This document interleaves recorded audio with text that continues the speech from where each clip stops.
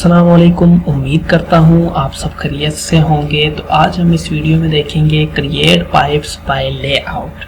तो create new design, अक्सर आप चाहेंगे कि आप पाइप्स फिटिंग्स और अपर्टेनेंसेस को एक ही दफ़ा बनाने के बजाय डिज़ाइन करते हुए क्रिएट करें।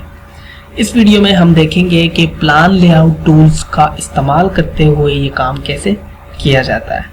इस वीडियो में हम अपनी डेवलपमेंट के लिए एक नई वाटर लाइन बनाना शुरू करेंगे। हम इसे एग्जिस्टिंग वाटर लाइन के साथ टाई इन करेंगे और पहले कुछ फीट रोड के साथ चलेंगे, उसके बाद साइड वाल की तरफ मूव करेंगे।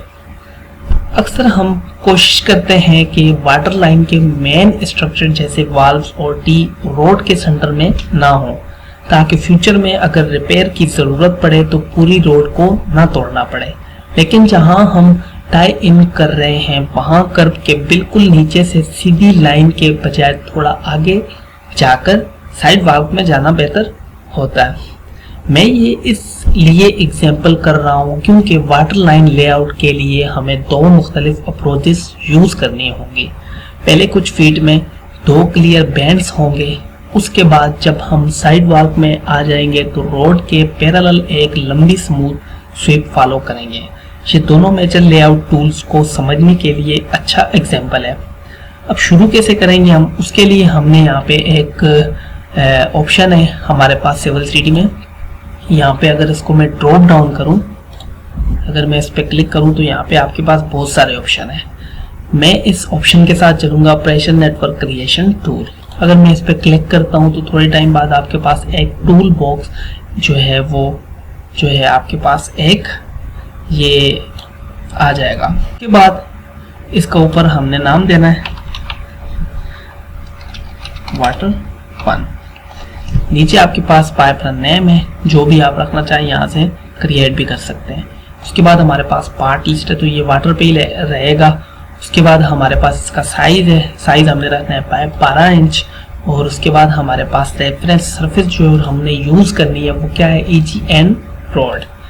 और नेक्स्ट वन हमारे पास जो है वो इसका कवर का साइज जो है वो 4.5 ही हम यूज करते हैं। रेफरेंस अलाइनमेंट जो है हमारे पास वो क्या होनी चाहिए, तो यहाँ पे हम अपनी जो हमने बनाई है अलाइनमेंट वो देखते हैं, शेडी रिजिड लेयर। इस पर सिलेक्ट करते हैं और मैं यहाँ पे इसको ओके प्रेस करता हूँ। जैसे ही मैं ओके प्रेस करता हूँ यहाँ पे तो कुछ ही मिनट में हमारे पास ये जो कमांड है वो यहाँ पे अप्लाई होना शुरू हो जाएगी। शिफ्ट के साथ मैं राइट क्लिक करूँगा और यहाँ पे नियरेस्ट का जो ऑप्शन है वो मैं यहाँ पे ढूंढूंगा। यहाँ पे मुझे मिल गया, ये मैं इस पर सिलेक्ट करता हूँ। यहाँ पे मैं इसको जाके यहाँ पे क्लिक करता हूँ। जैसे ही मैं इस पर क्लिक करता हूँ तो अभी यहाँ पे आपको नज़र आ रहा होगा कि ये हमारे पास सीधी लाइन में, जैसे ही मैं इसको यहाँ पे इसके एंगल सेट करता हूँ तो 190 डिग्री यहाँ पे हमारे पास ये इसका एंगल है। इस पर मैं क्लिक करता हूँ तो उसके बाद हमारे पास एक सर्कल सा आ जाता है। सर्कल का मकसद क्या है और इसके बेनिफिट्स क्या है। फॉर एग्जांपल अगर मैं यहाँ पे सिलेक्ट करूँ इसको, तो यहाँ पे हमारे पास जो है ये 0 डिग्री पे हमारा ये पाइप का बेंड जो है वो लगेगा। यहाँ पे अगर मैं ऊपर जाऊँ तो यहाँ पे आपके पास 11 डिग्री पे है।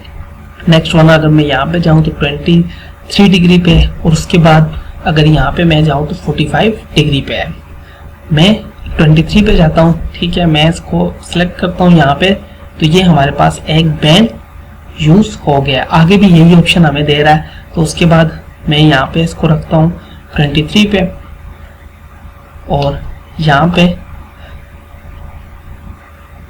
इसको मैं अगर जूम आउट करूँ तो यहाँ पे ये हमारे पास 0 डिग्री पे आएगा।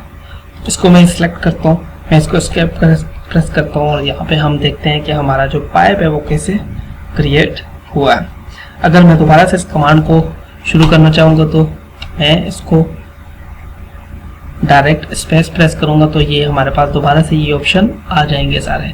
दोबारा सेट करके आप इसके साथ यहाँ से अपना पाइप जोड़ के आगे भी ले जा सकते हैं। तो जैसा कि आपने देखा, सिविल 3D के टूल्स प्रेशर सिस्टम लेआउट के दौरान स्टैंडर्ड बैंड्स और अलाउड डिफ्लेक्शन को ऑटोमेटिकली फॉलो करने में मदद करते हैं और डिज़ाइन को ज़्यादा एक्यूरेट और प्रोफेशनल बनाते हैं। वीडियो पसंद आई हो तो मिलते हैं नेक्स्ट वीडियो में।